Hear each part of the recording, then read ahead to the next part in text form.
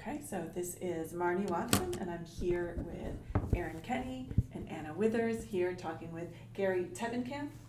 And we're going to talk about his background in gardening. So first we're going to talk about your background, how you got into gardening or farming. Then I'm going to ask just some general information about your farm or garden. We're going to talk about some challenges that you might have encountered in the process of becoming a farmer/gardener. And then just a few wrap-up questions. That's sort of the roadmap of where we're going. So tell me how you became a gardener or a farmer, whatever you consider yourself. I consider myself more a gardener than a farmer, but I do have farm roots in my family. My parents both grew up on farms, and I have cousins that still farm. My sister is still involved with farming with her family, her children. So that is, I guess, my basic connection with farming. And it leads to gardening because back in the days when my parents grew up on the farm, they also had a garden. Right. And they depended upon that for much of their food, living the way they did and living in a period of our history when, the Depression wasn't too far removed, so there wasn't a lot of extra money to go out and buy food, so they grew their own. I know that I talked with my mother Sunday evening. She'll be 97 in September. Wow. And so she remembered, being in the garden and helping with the gardening when she was growing up. Her favorite thing was picking carrots out of the garden and enjoying tomatoes. She didn't like to pick peas because that was too time consuming for her. And the yield was not very great either. So. What kind of farm did your parents have? They were just basic crop farmers. They had some cattle and probably did some milking as well. Well, I know they did some milking because my dad told me that, when Mom and Dad were first married, Dad had rented a dairy farm and worked there for a while before moving on to other professions. So dairy farming was a part of it, although I don't recall it. I was too young to remember that. Yeah. Whereabouts was that farm located? Well, I was born in Warrensburg, Missouri, which is not far from Kansas City. It's east of Kansas City. And my parents, my dad is from Concordia, Missouri, and my mom is from a little smaller town called Mayview, Missouri, which is about 5 miles west of Higginsville. And Mayview and Concordia are at probably 25 or 30 miles apart. Okay. So Same neck of the woods. Yeah, they're about an hour east of Kansas City. Okay. That's the general location. So when your parents were still farming when you were a kid, when you were growing up, Mm-hmm. what kind of training did you have growing up on a farm? What were sort of your activities, or how did you learn to do things?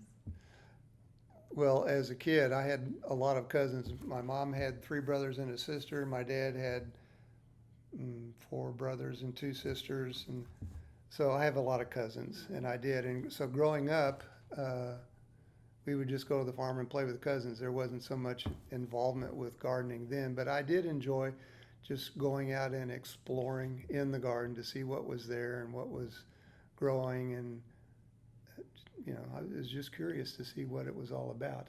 I didn't actually get started in doing any gardening till I was probably a teenager, and we lived in a suburb of Kansas City called Raytown, and Mom, when she grew up, was part of an organization called 4-H. Uh-huh. And so she felt that it would be good for her kids to also participate in 4-H. And so all five of us were active in 4-H, and that's where I learned things about gardening as well. And we would, some of the things we did would be to raise vegetables, and there was always a county fair. You would try to have some kind of vegetable ready for the county fair, and you would select the best 3 or 4 specimens to enter into the fair and see how that turned out. What did you win prizes for? I don't recall any for vegetables. I entered some other things too. I enjoyed woodworking. I enjoyed entomology. Yeah, I love entomology. And so I got some awards in that. And also later in high school, I enjoyed art, and I did some painting. So those were the things that I recall mostly. But I did have a few, I guess I did some cooking. Mom was big into letting us learn how to cook and bake. We probably had some things related to that that were entered into the state fair. So I do recall one thing now that I'm thinking back to then, and that was raising flowers, because you could also enter flowers as specimens to be judged. And one of the things I did was to create a color wheel of all the colors and put flowers of those colors in the segments that represented those colors. So you had a color wheel of all. Beautiful. Yeah. Well, it wasn't anything special. It was just a way to show the colors. Yeah. So I do recall that now. It was fun to go to Sedalia and the state fair and see if you got some ribbons and so forth. That was always enjoyable. That's great. So that gardening you did, was it at sort of your parents' place in Raytown? Yeah, it was quite small then. We didn't have a large backyard. It was, we'd grow a few things there. I really didn't get further into gardening, I believe, until I lived in St. Louis. My wife and I were going back to school to get graduate degrees, and we had time to try gardening in our backyard there, and so we did. So I started getting more involved in gardening there. And then we moved back to Springfield, which is, that's where my wife Elaine is from. She was born here. So that kind of brought us back to her home, and we tried to continue gardening from then on. And we've done that pretty much every year, at small scale to a little bit more larger scale when we started gardening at our church. At your church? Yeah. Is it through the church that you ended up in contact with the Springfield Community Gardens? Yes, it is. People? Okay. It is. I'll give you some background about our church. I love that. It's St. John's United Church of Christ, St. John's Chapel United Church of Christ. It's on South Fremont, just south of Republic Road. And we've been there about 50 years, and it's about a 5-acre tract of land. The original owner of that property, before the church purchased it, was a farmer. Okay. And the farmer knew what he was doing when he bought that ground, because it is really good soil. It's not like my backyard at all. My backyard, you can't put a shovel in because of the rocks. And there are a few rocks in this area that we have at the church, but it is dark earth, and it really works very well for gardening. So we're glad that we can use it for that purpose. How big of a space is the garden there? We have kind of two areas. The larger, what we call community garden, I think it's about 120 by 70 feet, and I'd have to measure that again to be sure. So it's a pretty good size area.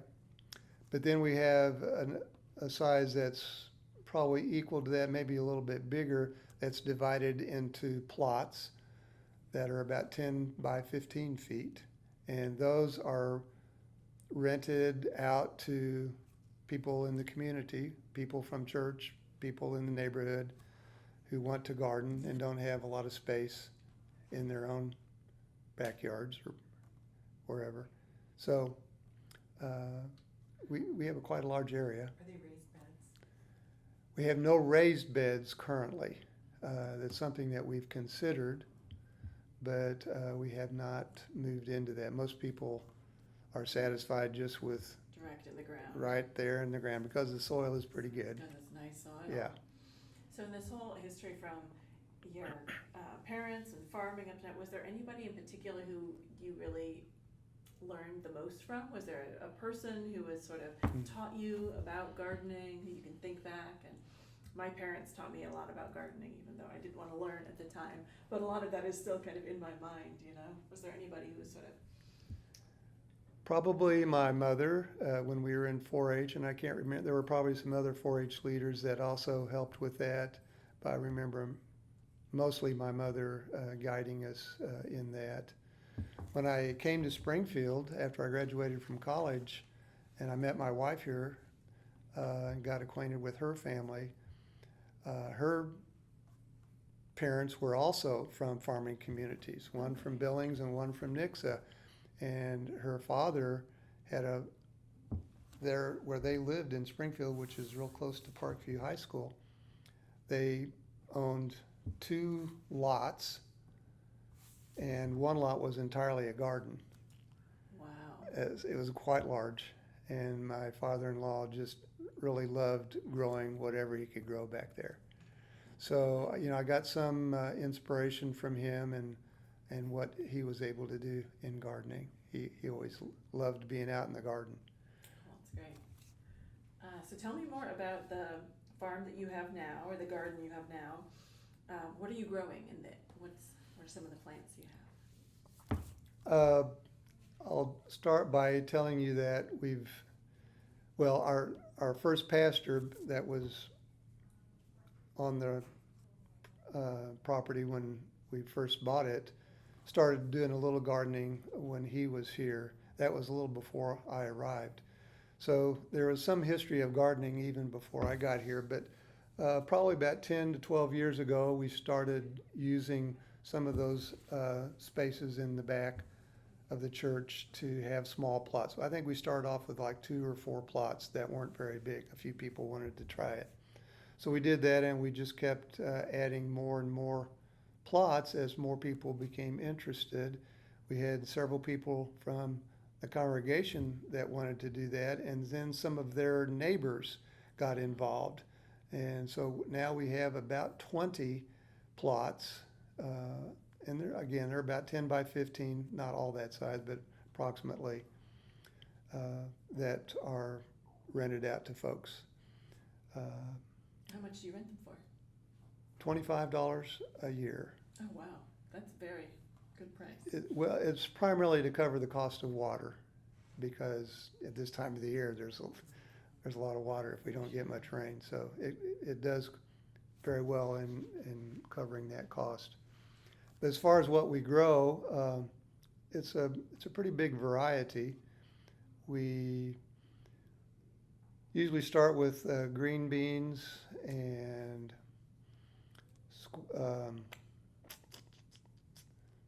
lettuce, the early season crops, including tomatoes, squash. We have purple hull peas, which is a variety of black-eyed peas. We also grow sweet potatoes. I've tried a new plant this year. It's called Malabar spinach. Oh. It's a Asian variety of spinach. It's pretty mild flavor, similar to spinach, but it tolerates the heat. It's heat tolerant, so it's going great guns right now. That's amazing, because usually it's so hard to right. to grow those cruciferous ones. They Yeah. just bolt as soon as it gets hot. Yes, no, I wouldn't consider it a cruciferous. I should have brought some with me, but it's. So it's not really spinach like your. It's not spinach, Okay. but again, the flavor is very, very close. It's more kind of like, the leaves are kind of like a succulent leaf. They feel a little, not really waxy, but almost. They're kind of thick, and I mean they're just very lush. green and just wonderful. How did you end up growing those? Where did you run into? Another gardener in Springfield Community Gardens over on the church at East Stanford? East Stanford. Schweitzer? Schweitzer. Yes, Bill. Yeah. Did you say? Okay. Bill. I thought it was Is it Bill? Or Ken? Ken. Yeah, Ken. Ken Bass. Yeah. Okay. Yes. So we visited their garden last year, and he showed us that, and he told me where to order some seeds, and I did. So that's how we got started with that. Where do you order the seeds? I want to grow some also. True Leaf or something. I can get you the information. It's a website. So remind me to look that up. I can send it to you. Yeah, I love that. We also grow peppers, quite a variety of squash. I mean, we've got summer squash and fall squash. This year, we've also grown several kinds of flowers to attract more pollinators. So we got sunflowers, some native flowers. I've got just quite a variety of flowers. And people have commented on that. I've taken some in on Sunday mornings inside the church for people to take home with them, so they've enjoyed that too. Where does the rest of so the original little garden that the pastor had started, you said, Mm-hmm. was that just for his family? Yeah, it was their his personal, use, or- yeah. Okay. Yeah, he just grew for his family. But his daughter and son-in-law still are members at the church there, so there's still that connection. So, in fact, Dean, I don't know if you've met Dean Rund, but he's my partner in the garden. Because it's such a large area, it takes a couple of us, or actually more than two of us, to really keep it going, stay ahead of the weeds, and keep things watered and harvest as we need to. So, yeah, we've got that 50-year connection going there. That's amazing. So the different plots, do all the people who rent them, do they do all the weeding and watering and all of that on their own, or are you sort of there to supervise and make sure that happens? They do the weeding on their own, although, we can help from time to time.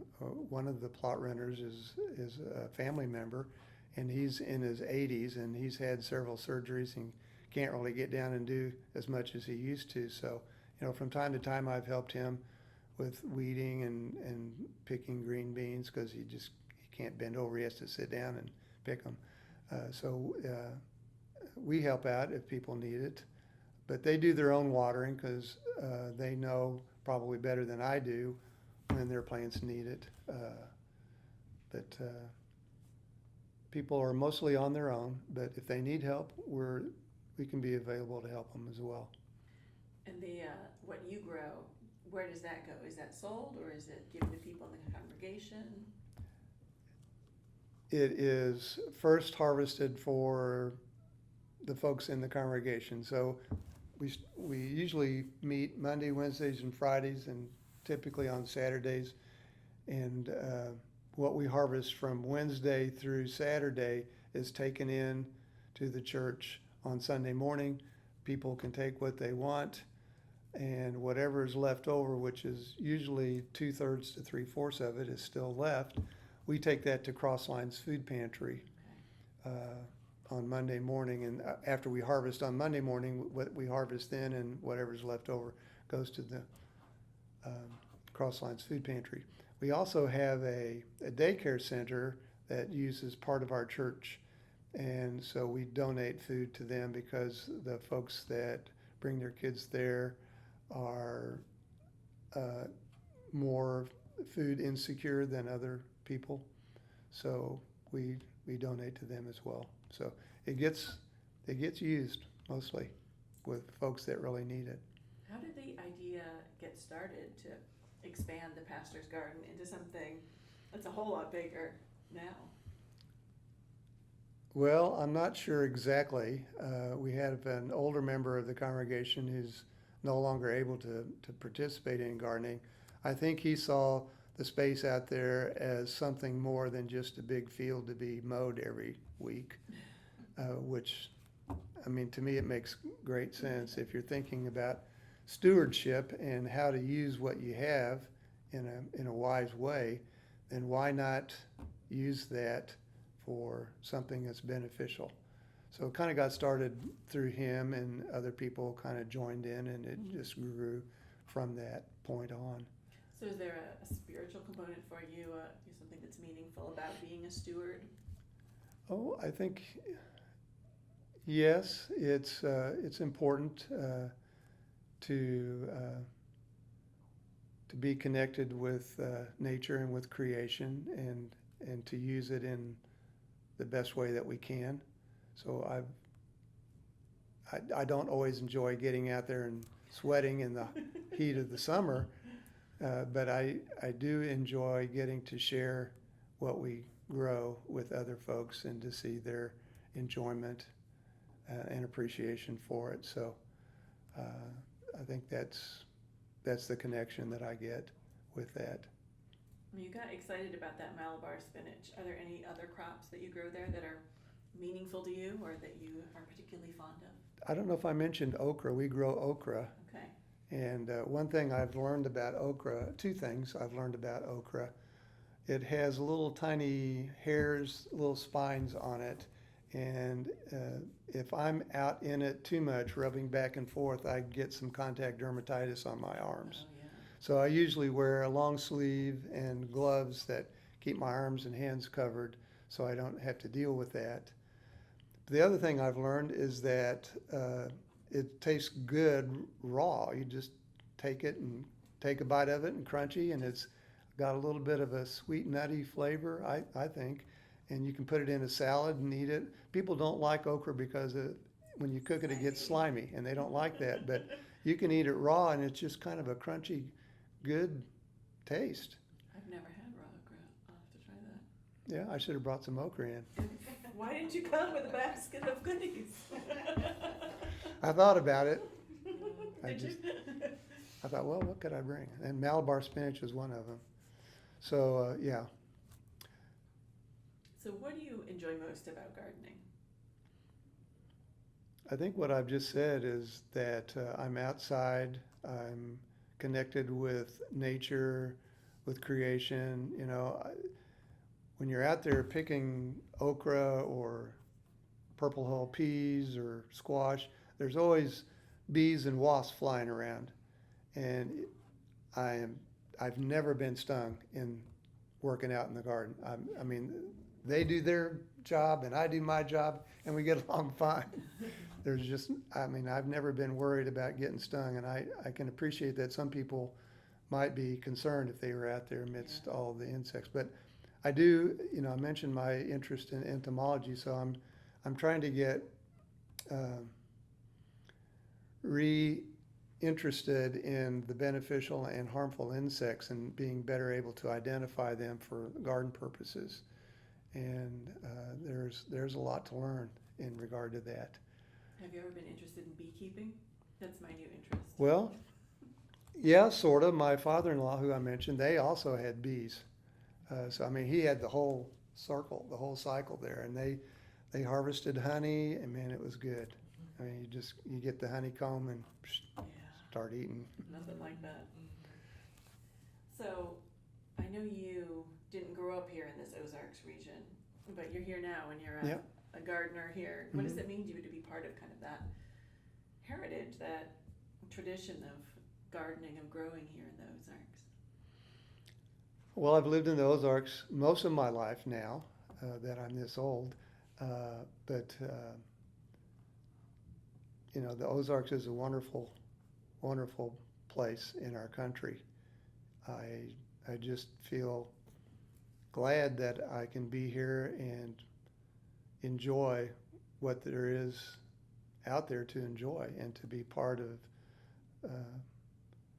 keeping the creative process going as far as gardening is concerned. What's different here about other places? What's different for growing things here than, say, more up north where you were before? The soil is a big difference. And like I said, our church garden is very, very good in the department of soil. That's probably the biggest thing I could identify. We didn't have that kind of soil up in Raytown where I grew up. But yeah, you got to be careful down here. So a lot of people do tend to go with raised beds because of the underlying soil. Yeah. So they can create their own soil, and it's probably much better than what they would try to grow in. Way to grow in. So what are some challenges that you've encountered in this gardening journey?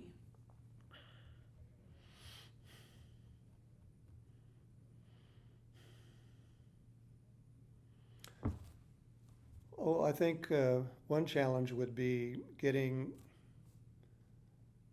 enough people to help in the garden. It is kind of time consuming. And we're trying to encourage people at church to become more active in that. But our congregation has really diminished a lot in recent years for several reasons. And so most of our people are probably older and retired, and the ones that aren't are working. So we don't have a large group of folks from which to get volunteers, but we're going to try to get people to come out on Saturday mornings and become more educated about what we do in the garden and what we're growing, and maybe harvest some things. Just get connected if they haven't ever been connected to gardening. Maybe they'll see it as something that they'd like to try as well. Yeah. How about in terms of finances? Where does the money come from to run the whole garden process? People in the church are generous. They will donate if they take food. It's not a requirement. It's just a free will offering. If they take something and they want to give something for it, that's fine. So we have a fund, a garden fund at church, and over the years, it's stayed at a high enough level that we can pay for the water and other things. And Dean and I, we buy things that we use in the garden, and it's just our contribution to it. One of the first years we started, we had a plant sale, and that kind of really got us going pretty good. We sold a lot of plants, and that raised our funds enough that we could buy some things like soaker hoses and maybe some tools and things that we would use in the garden. And since we've now become partners with Springfield Community Gardens, they have generously given us money to help fund what we need to in the garden. And they've been very generous this year. We were able to get quite a bit of compost from the Southwest Treatment Plant, and that's really been quite beneficial. I mean, people are really commenting about their gardens this year, about how much more they feel like they're getting. That's producing very well considering the heat that we've had. So the compost on top of the soil that we have has been very good for us. That's great. How about any challenges related to knowledge? I know you have some background in gardening, but personally I was just talking with Anna yesterday about my grasshopper problem. So if you run into any things where you don't know how to grow a particular crop or how to deal with pests or any of those things, any challenges where your knowledge wasn't sufficient? Yeah, here's an example. About 3 years ago, and it wasn't the first year, but about 3 years ago, we grew sweet corn. And for some reason, the squirrels thought that was the best thing on earth. They would go and eat a third or a half of an ear and go on to the next one. Yep. And so we did not get very much corn that year. So we haven't grown corn since then. But one interesting thing that was a byproduct of that, once we saw that we weren't going to get much corn, we pulled up all the corn stalks. And Dean, my partner, who I told you is a retired veterinarian, and he had a great idea. He called the Dickerson Park Zoo and wanted to know if any of the animals could use the corn stalks. Well, sure enough, the elephants would love them. And so we That's took the amazing. corn stalks up to the zoo and unloaded them, and the gentleman who's in charge of feeding all the animals there was very nice, very grateful for that, and he took us on a little tour, watching us or helping us go through parts of the zoo and just talked about it. It was a great experience to is do so that. great.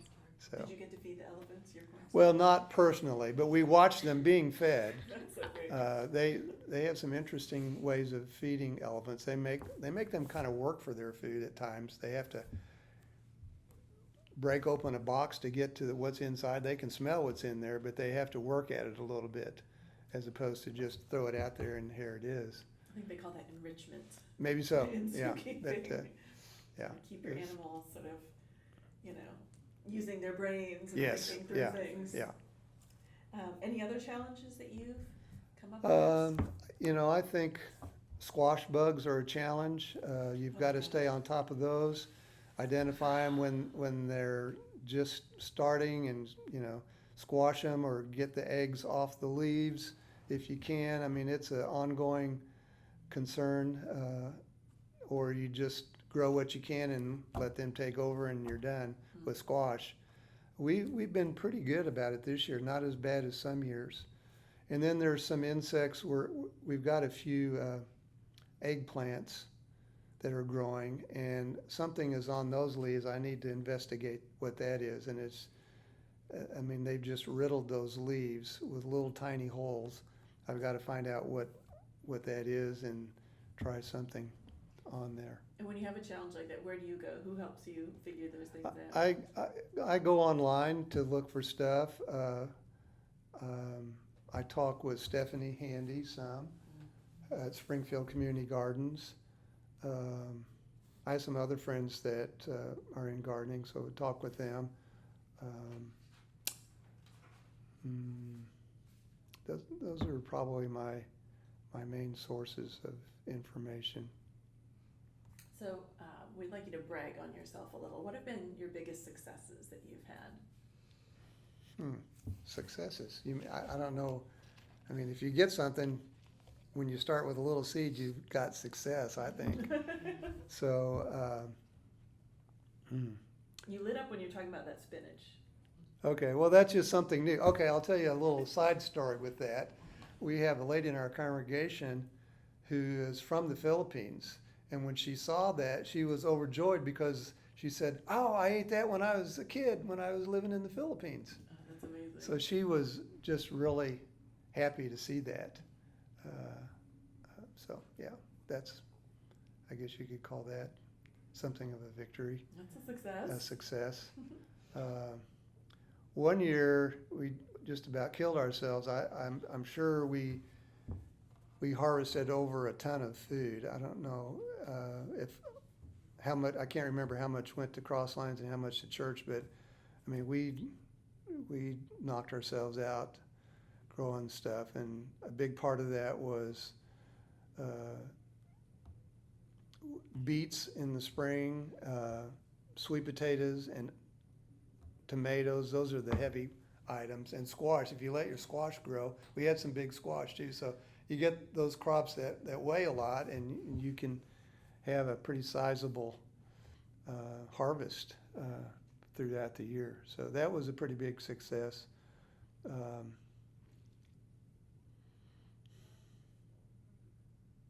I don't know, you feel like you've done something worthwhile. That's a success when you share with other people and they appreciate it. That's an ongoing success. Yeah, for sure.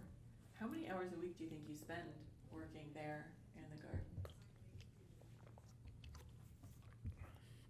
I would estimate that it's between 6 and 12 hours a week.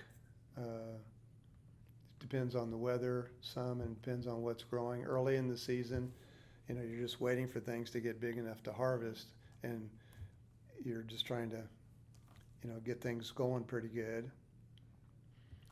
So, I mean, sometimes it's been as many as 15 hours a week.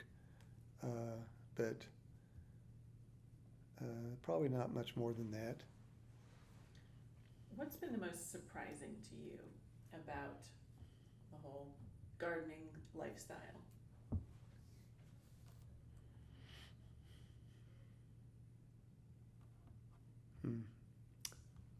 Surprising. What was unexpected?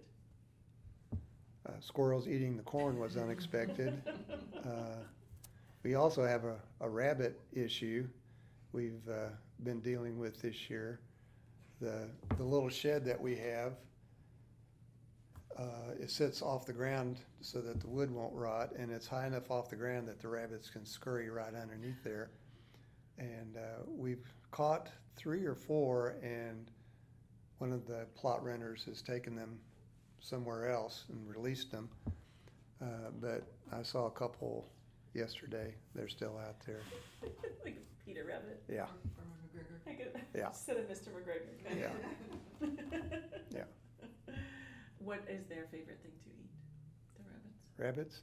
Well, if you don't protect your green beans when you first start them from seeds, they're gone.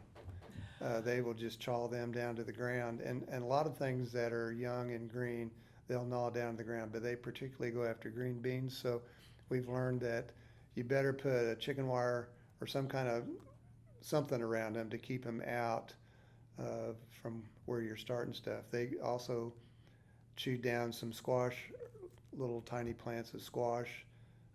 Anything that's young and tender, they'll go after, I think. All those little delicious sprouting things. Yeah. What's something you wish you had known when you started working in these gardens? If you could look back and give yourself some advice.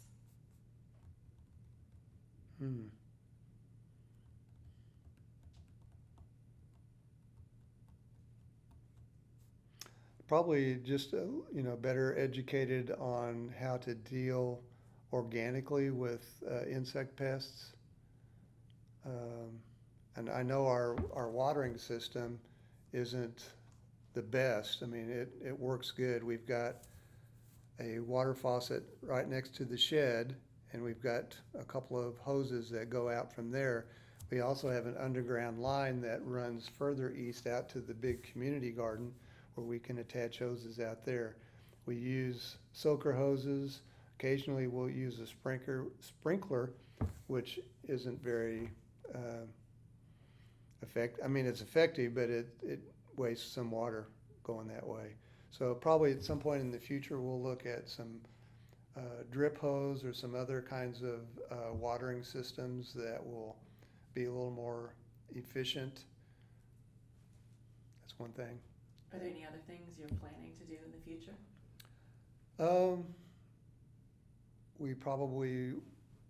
We would like to get a wash basin, a wash location for vegetables and so forth. Right now it's just, the faucet and a bucket and you can wash things there, but if we had a washing station, that would probably be good. I'm not sure I can convince other folks that we would benefit from one of those, what do you call them? A hoop High house? tunnel or? Yeah, high High tunnel, tunnel. a high tunnel. Mm. Whether, I mean, that would probably be work throughout the winter some too, so I don't know if Yeah. I can get people motivated to do that, but anyway, I'm interested in maybe something like that. How did you get connected up with Springfield Community Gardens? What happened to make that happen? A few years ago, I actually came to the house there where your headquarters are for some reason, and I was interested in it then. I don't remember how I found out about that, but I went and it was interesting, and then I looked into trying to get some grants for our own purposes. I never was very successful at producing those or getting them going. So just last year I decided, well, let's take another look at it. And so I got in touch with Miley Otterson, who's the founder of Springfield Community Gardens. and Amanda Druell, and we had a meeting, and we decided that, yeah, it's a good fit. That's great. What kind of support have they given to you since you started that partnership? Well, again, financially, they've given us several $100s to work with, which we've used for compost mostly, and some other things, from seeds and plants that we've used in the garden. Education-wise, they have programs every month that the garden leaders can attend, and I've tried to attend as many of those as I can. It's been very interesting. I enjoy that, and they have another activity called cross-pollination, where garden leaders can go to one of the other 17 or 18 gardens and see. There's a different garden each month that's chosen as the host, and you can go there and see. You can help them with their garden a little and see what they're doing, and I've done that now about 3 times, and met other gardeners, which is good. Kind of get acquainted with the other folks, plus seeing what they're doing and how they're doing it.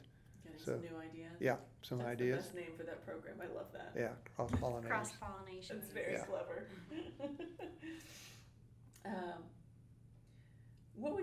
What advice would you give to someone of whatever background who wanted to get into gardening? Be patient.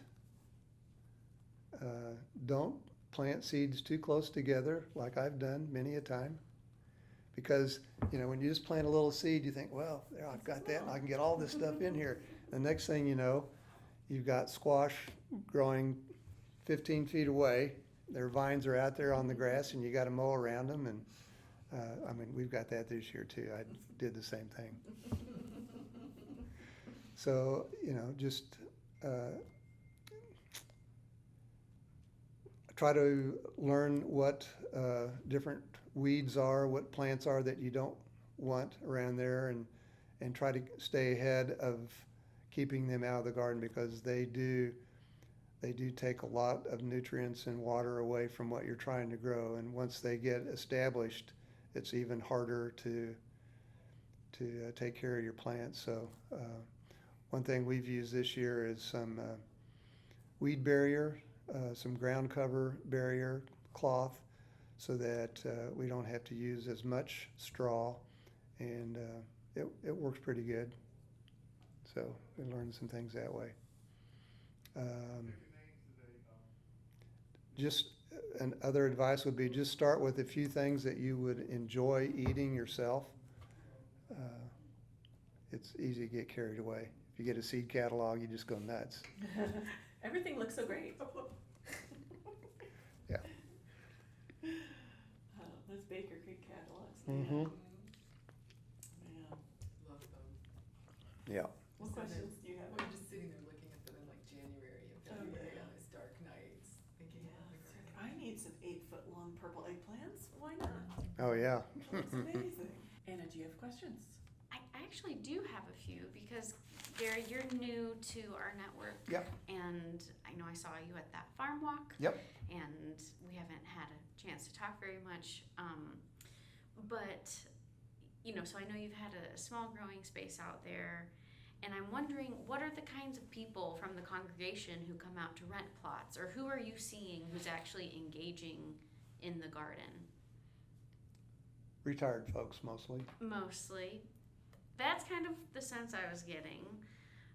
Have you taught anyone? Like, have you seen yourself pass on this knowledge to anyone else? Or is it stopping with you? Like, your friends and family have done this. Where does it go after you? Well, we have 2 sons. One son and his family live in St. Louis. The other one lives outside of Boston. And the Boston family, they are growing some things. They're doing some gardening where they live. I'm not sure if my son in St. Louis is doing very much of that. I don't think he's doing that much. I mean, they may have some flowers and things, but I don't think they're doing any vegetables. But to answer that question from another perspective, in previous years, we have invited a Boy Scout troop to come and volunteer, that they want some community service. They've come out a couple of times a year, and they've helped to dig weeds or do whatever project we had. And so we tried to have them identify plants. What is this, something that you can eat, or is this a weed? Just try to get them to know what plants are, because when you go to the grocery store, you buy things in a can, you don't know what they look like in a garden. So that's been good to share that knowledge, and we've got some experienced gardeners that are currently part of our plot renters that are willing to share their expertise and information. So that's good. But I think most of the folks that are out there gardening, with the exception of maybe one person, this is her second year, and she's learning a lot about gardening and what works and what doesn't. So Do you think they're mostly people who live in maybe apartments where they don't have, or you said senior citizens, maybe retirement communities that don't have land of their own? no, okay, I'll say that there is one apartment renter, because on the east side of our church property, there is a group of apartments, and there is a man and woman from there that have rented some spaces for gardening. But otherwise, as much as I know, the folks live in homes, and their backyards may just have too much shade, or just they've already got them landscaped and they don't want to try to grow vegetables in their backyard. I don't know. But Maybe they enjoy the communal. and there's that aspect of it too. For a few years now, we haven't had a garden gathering for a dinner near the end of the season, but we keep talking about it. But if somebody doesn't take charge of that, it just doesn't get done. And I don't want to be the one that has to be in charge of that. But it's great. I mean, everybody remembers it, and it was great fun to get together with folks and have them bring something from the garden if they can, and share it. And it was a lot of fun. Actually, another question I wanted to ask Yeah. you, being the pastor, I mean, you have lots of responsibilities. I'm not the pastor. Oh, you're not the pastor? No. Oh, pardon. Well, I know you're involved with the church. Yeah. With these potlucks, or even going back to when you were a kid, would your family get creative with recipes, or are there any like special kind of Ozark style recipes that your family would make, or did you stick to, the basics? Yeah, I don't know. We experimented some. The other couple weeks ago, I took some of the purple hull peas, which are what you would call black-eyed peas, essentially. They look exactly the same. And I made a dish, what was it called? It was just kind of a salsa dip, but I made it with, it had corn, tomatoes, black-eyed peas, some peppers in it. What was that called? Black-eyed peas can be a pretty hard sell for a lot of people. Well, it My wasn't. family likes them, but Yeah, and that's one reason I did that, is because I wanted people to say, hey, this is what you can use the purple hull peas for. I've also made hummus from the purple hull peas, and that's been well received. But people, they don't think about it so much because it takes a little bit of work. The peas are all in their long pods, and you got to shell them, dry them, and then cook them, and then make the hummus. So yeah, and it takes a little bit of work, but it's fun. are you worried at all about like this knowledge kind of being lost? Since, I mean, most of the gardeners are seniors, you say, and now there aren't that as many people left in the garden, at least right now. how do you feel about people carrying on that knowledge of how to grow their own food? I think it's important, and that's one reason we're trying to get people to come out, like maybe this Saturday on Saturday mornings to understand about gardening a little bit more. And I do feel concerned that if you don't pass it on to the next generation, then things it will be maybe a lost art. But it seems to me that people recognize the value of growing their own food as well. And so if you can just get people interested in trying to do that and learning a little bit, connecting them with the garden, with nature, they get a lot of benefits, not just the food benefits, but the fact that they're actually connecting and being part of a creative process is important too. I think it revives a person spiritually as well as physically if you're eating the food. So there's a lot of benefits, I think, to have that knowledge passed on. I don't think I asked you, but what was your day job, your work over these years before you got back into gardening? My career was in physical therapy. Okay. I worked for Mercy for 43 years. 33 of it here in Springfield and 10 of it in St. Louis. Okay. Do you find any connection between physical therapy and work in the garden? Well, I think health is important. Good health is important. I've tried to stay healthy as much as I can, and I've tried to help people see why staying in good health is important as part of my career. And I think gardening is a healthy activity for people. One thing I liked about my job in physical therapy was that it wasn't a job where I had to sit all day. Mm-hmm. I can, there's times when I have to sit and do paperwork. Everybody loves paperwork, right? For sure. Then there's times when I had to be out in the gym, in the clinic, and taking care of people. And I was always grateful that I could move around and stay active during my working time. I probably would have not stayed in a career where I had to be at a desk almost all the time because of that. And that's why another reason I enjoy gardening, because I am staying active. So that's a benefit. For sure. Anna, do you have more questions? I see you've got a whole list there. Oh, goodness. No, I think Oh, we there. went through mine. I mean, anything that we didn't get to that you'd like to share? You gave a pretty good picture of the situation over at St. John's. Yeah, I would encourage all of you to come out and just take a look at our garden. I'd love to. Yeah. And see what we've got. I think we've done a pretty good job of using that space. So you're welcome to come out. Again, we're going to try to have our work days on Saturday mornings from 8 to 9:30. We were going to try to do them Wednesday evenings, but it's just been so hot that nobody wants to come out in the heat. So we'll try to do it. And if you do come out at another time, you just take a look at what's out there.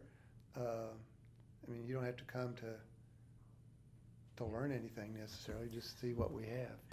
We should do a day where we tour all the gardens. We really should. That would be so great. Is there a photographer associated with this project? We were No. talking about that earlier. There's me and my phone, and we have access to photographers if needed. I know we will want to circle back around and maybe Yeah. come take a photo to accompany I think that'd your be interview and everything. marvelous to take a picture of each of the farmers and gardeners. Oh, definitely. In there. In their habitat. Yes. I think that would be so great. One thing I did forget to mention is that the Springfield Community Gardens, specifically Amanda, helped get a volunteer work crew with us early this year when we got this huge pile of compost to spread out on all the garden areas. We got a group of volunteers from Shelter Insurance that was just down the road on National to come one afternoon, and we had wheelbarrows and shovels ready, and they brought about 10 folks, and we had probably 8 or 10 folks, and we got all that compost distributed within a couple hours, and it made it a lot easier than just a couple of us, because that Sure. big dump truck loads of compost would have taken a long time to Shovel by shovel. to get rid of. Well, and that's part of why you wanted to become connected with the gardens, is to recruit more volunteers and get more people? Or did I just make that up? No, I would love to have, that is an important reason. We Okay. wanted to be partnered with you because of the opportunities and the connections that you have that would possibly link us with some volunteers. So, yeah. Well, That is another concern, is that, as Dean and I and the other guys we're all in our 70s now, we're not gonna probably wanna do this all of our lives. So, getting that next generation of people involved is important, so it's not too early to start working on that.